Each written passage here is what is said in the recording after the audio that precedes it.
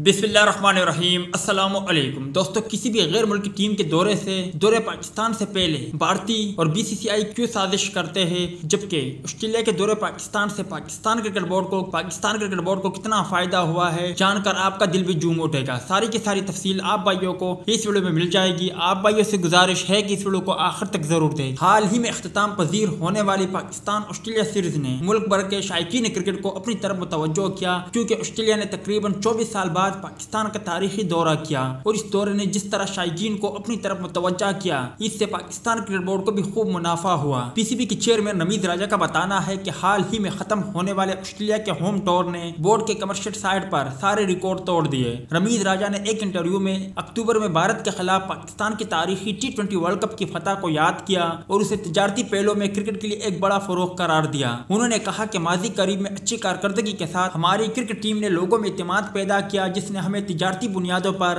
नई बुलंदियों पर पहुंचा दिया। उन्होंने मजीद कहा कि T20 वर्ल्ड कप में भारत के खिलाफ हमारी जीत के बाद लोगों ने इस खेल में ज्यादा दिलचस्पी ली।